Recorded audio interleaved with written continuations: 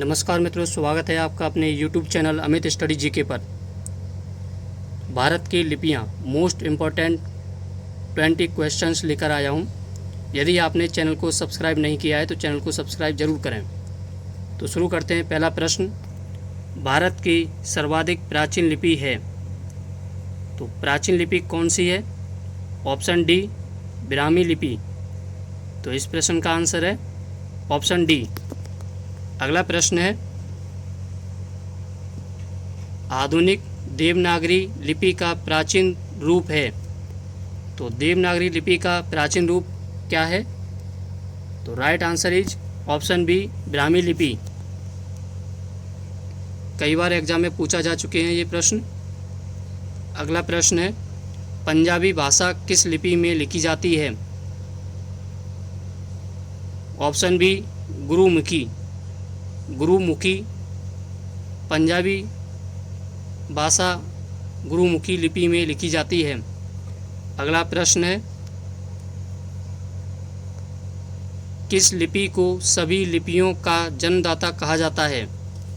तो इस प्रश्न का आंसर है ऑप्शन ए, ब्राह्मी लिपि को सभी लिपियों का जन्मदाता कहा जाता है। अगला प्रश्न, खरोष्टी लिपि लिखी जाती है, तो खरोष्टी लिपि किस प्रकार लिखी जाती है? तो इस प्रश्न का आंसर है ऑप्शन बी, दाईं से बाईं ओर। खरोष्टी लिपि दाईं से बाईं ओर लिखी जाती है। अगला प्रश्न है, ब्राह्मी लिपि लिखी जाती है। ब्राह्मी लिपि ऑप्शन ए, बाईं से दाईं ओर।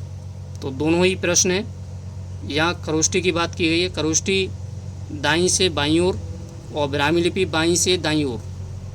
कई बार एग्जाम में पूछे जा चुके हैं ये प्रश्न। अगला प्रश्न है, किस काल की लिपि का चित्राक्षर लिपि कहा जाता है? इस प्रश्न का आंसर है ऑप्शन ए, सिंधु काल। चित्राक्षर लिपि कहा जाता है सिंधु काल को। नेक्स्ट प्रश्न है, अशोक का मानसेहरा तथा साहिबाजगढ़ी अभिलेख किस लिपि में है? ऑप्शन बी, खरोष्टी लिपि। वीडियो को कृपया पूरा देखिए। अशोक का कौन सा अभिलेख दो लिपियों ग्रीक प्लस अरमाइक में प्राप्त हुआ है? ऑप्शन डी, सार ए कुना। इस प्रश्न का आंसर है ऑप्शन डी। अगला प्रश्न है, अशोक ने किस लिपि का प्रयोग राष्ट्रीय लिपि के रूप में किया है? अशोक ने किस लिपि का प्रयोग राष्ट्रीय लिपि का रूप में किया है? ऑप्शन ए, ब्राह्मी लिपि। अगला प्रश्न है, अशोक के शिलालेखों की क्या लिपि है? इस प्रश्न का आंसर है ऑप्शन बी, ब्राह्मी लिपि। अगला प्रश्न है, प्राचीन ब्राह्मी लिपि का अर्थ निकालने वाला प्रथम व्यक्ति था, तो प्राचीन लिपि का अर्थ निकालने वाला प्रथम व्यक्ति कौन था? Option D, James Prinsep. इस प्रश्न का आंसर है ऑप्शन डी, जेम्स प्रिंसेप। अगला प्रश्न है, जैन सूत्र में कितनी लिपियों का उल्लेख है? ऑप्शन सी, 18। 18 लिपियों का उल्लेख है जैन सूत्र में। Option C. अगला प्रश्न है, बौद्ध ग्रंथ ललित विस्तार में कितनी किताबी लिपियों का उल्लेख है? बौद्ध ग्रंथ ललित विस्तार में कितनी किताबी लिपियों का उल्लेख है? Option C, 64। अगला प्रश्न है, सिखों की लिपि है, तो सिखों की लिपि क्या है? गुरुमुखी लिपि। Option A. अगला प्रश्न, अशोक के ब्राह्मी लिपि अभिलेखों को सर्वप्रथम किसने पढ़ा? तो सर्वप्रथम किसने पढ़ा? ऑप्शन ए, जेम्स प्रिंसेप ने। नेक्स्ट प्रश्न है, ब्राह्मी लिपि को किसने स्पष्ट किया?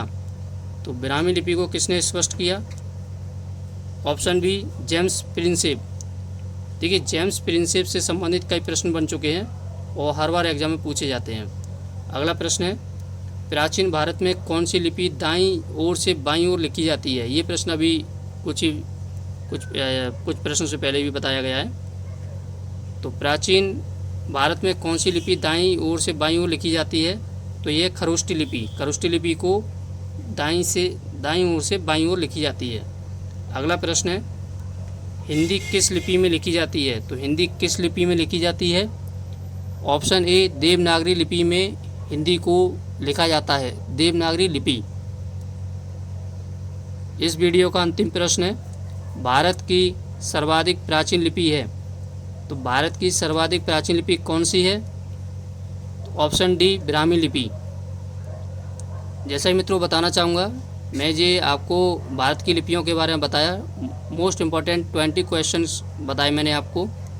कृपया वीडियो को पूरा देखिए। यदि आपको वीडियो अच्छी लगी हो तो वीडियो को लाइक सब्सक्राइब ज़रूर करें। धन्यवाद।